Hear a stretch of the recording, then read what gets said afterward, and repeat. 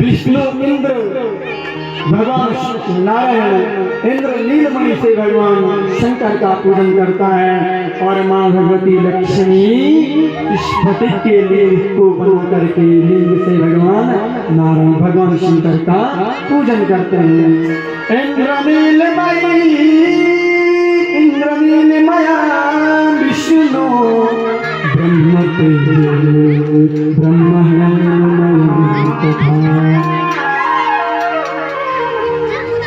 नारद शिवलिंग स्थूल और सूक्ष्म दोनों प्रकार से हैं। मूर्ति पूजा मूर्ति प्रकार पूजा से ब्रह्म को प्राप्त करने के लिए प्रथम सीढ़ी है।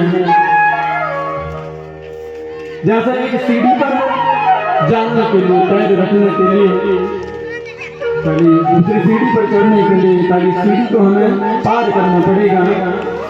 ऐसे ही मूर्ति पूजा के बिना निर्गुण ब्रह्म की प्राप्ति होना क्या है? असंभव है।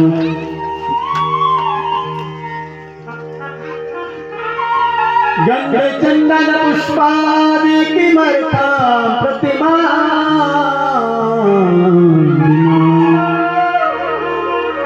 अरे अगर भगवान की मूर्ति की पूजा नहीं करेंगे तो जो यह गंध है, जो यह फूल है, जो यह चंदन भगवान ने बनाया है, इनका होना तो क्या है? व्यर्थ हो जाएगा। भगवान के अगर हम मूर्ति की पूजा नहीं करेंगे तो इनका तो व्यर्थ है। अर्थात जब तक कोई मनुष्य गृहस्थ आश्रम में है उसे विष्णु पंचायतन में 5 देवता माने गए हैं। गणेश, दुर्गा, विष्णु, शिव और मां भगवती जगदम्बा। कोई ब्रह्म को मानता है, कोई गणेश जी को मानता है, कोई सूर्य को मानता है, कोई विष्णु को मानता है, कोई मां भगवती परम्बरा को मानता है। लेकिन उस निर्गुण निर्विकार ब्रह्म तक पहुंचने के लिए हमें भगवान के सगुण साकार रूप का पूजन करना चाहिए। और वो परमात्मा क्या है? एक है, लेकिन उसकी शाखाएं क्या है? अनेक हैं। जैसे पेड़ के ऊपर जो फल लगा हुआ है उसकी चोटी पर, और वहां उस फल को निकालने के लिए हम पेड़ पर चढ़ते हैं, कभी स्तन पर, कभी उस स्तन पर, कभी यहाँ, कभी उस स्तन पर, और अंत तो हम क्या है? उस फल को निकाल देते हैं। ऐसे ही वो ब्रह्म उस तक पहुंचने के लिए आप कोई भी देवता की पूजा करो, लेकिन वो ब्रह्म एक है। उसके रूप और उसके नाम क्या है? अनेक हैं। आप सृष्टि की प्रक्रिया कहें, नारद जी कहते हैं ये ब्रह्मदेव सृष्टि की उत्पत्ति कैसे हुई? तो ब्रह्मदेव कहते हैं सर्वप्रथम मैंने 4 मानस पुत्रों को जन्म दिया, सनत, सनंदन, सनातन और सनत कुमार। लेकिन इन्होंने सृष्टि के विस्तार में मेरा सहयोग नहीं किया। तो जब इन्होंने मेरा सहयोग नहीं किया तो मुझे भयंकर क्रोध आया, और जब मुझे क्रोध आया तो मेरी भ्रिकुटी से भगवान रुद्र का जन्म हो गया। बोले रुद्र भगवान की जय। और जब भगवान रुद्र का जन्म हुआ तो मैंने भगवान शंकर से कहा कि हे शंकर, अब आप सृष्टि की रचना करो। तो भगवान शंकर ने भूत प्रेत के साथ अरे महाराज ने सारे बना दिए। भयंकर तहलका मच गया। मैंने शंकर को कहा, शंकर आप हरि का भजन करो। और तब ब्रह्मा जी कहते हैं कि मैंने मरीचि, अत्रि, अंगिरा, पुलस्त्य, पुला, केतु, भृगु, वशिष्ठ, दक्ष और नारद इन 10 पुत्रों को जन्म दिया। अपनी छाया से करदम और संकल्प से धर्म को जन्म दिया, और अपने दक्षिण भाग से मनु और वाम भाग से शतरूपा को जन्म दिया। मनु शतरूपा की 5 संतानें हुई, आकृति, जिसमें 3 कन्याएं और 2 पुत्र को उत्पन्न किया। आकृति, देवहूति, प्रसूति, प्रियव्रत और उत्तानपाद।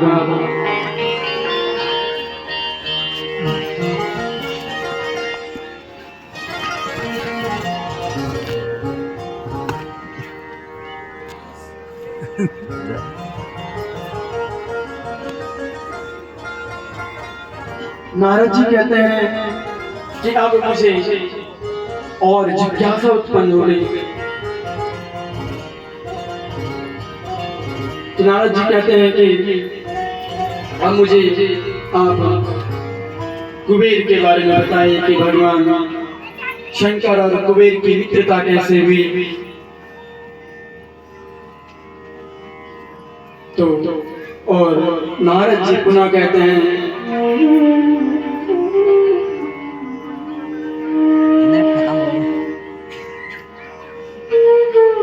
एक राजा था गुणनिधि।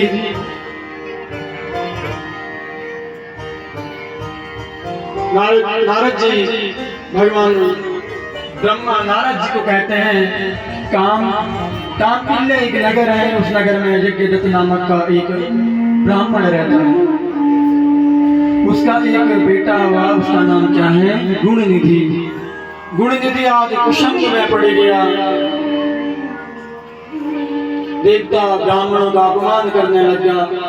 यज्ञदत्त जब भी अपनी पत्नी से गुणनिधि के संदर्भ में कुछ पूछती तो उनकी जो पत्नी है वो झूठ बोल देती और कह देती थी कि गुणनिधि देवताओं की पूजा करने गया है। समयानुसार उसका बेटा था गुणनिधि। मां अपने गुणनिधि के जो वो कर रहा है उनको छुपा रही है। समय के अनुसार यज्ञदत्त ने अपने पुत्र का विवाह संपन्न किया। एक दिन मां ने अपने पुत्र को समझाया कि पुत्र, तुम अपने कुल के प्रतिष्ठा पर कलंक मत लगाओ। तुमने अब तक जैसा भी जीवन जिया, लेकिन अब तुम्हारा विवाह हो चुका है। अपनी पत्नी के संग मधुर वचन स्थापित करें।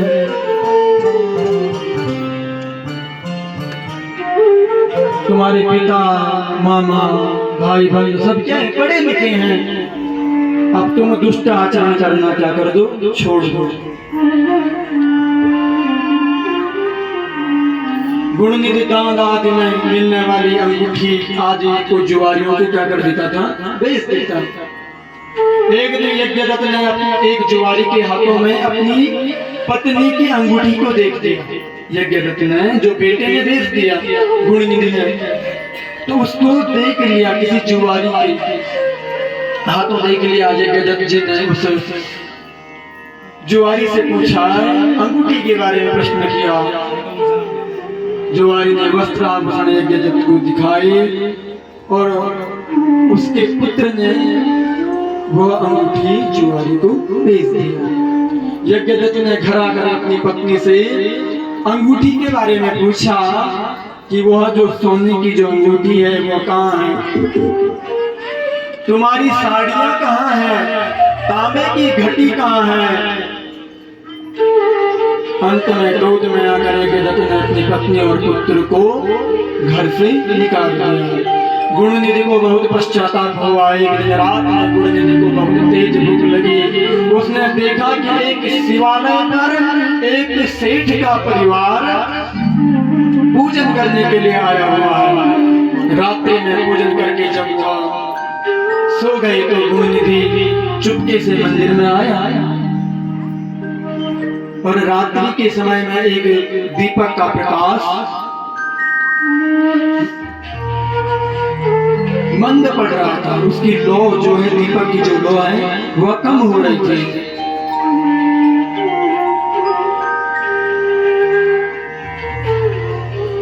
तो उसने अपने जो वस्त्र है उसको फाड़ करके एक सुंदर सी बाती का निर्माण करके गुणनिधि ने पुनः वह दीपक प्रज्वलित कर दिया।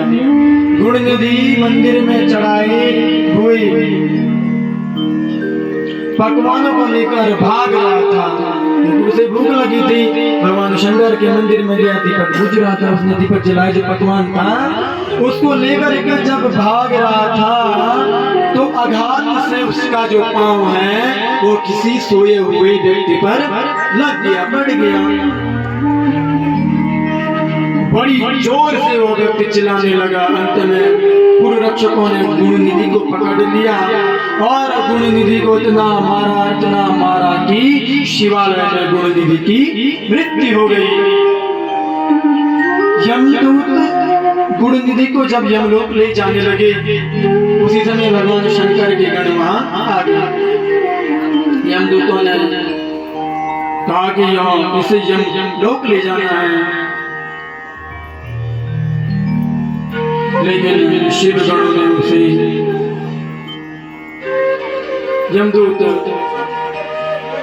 अपने यमदूत को लेकर के चले गए और सारा वृत्तांत सुनाया। यमराज ने कहा, धर्मराज आज गुणनिधि को कहते हैं, ये त्रिपुंडधरा लोके विभूत्या सीतया गणाः ते सर्वे परिहर्तव्या नानेतव्या कदाचन।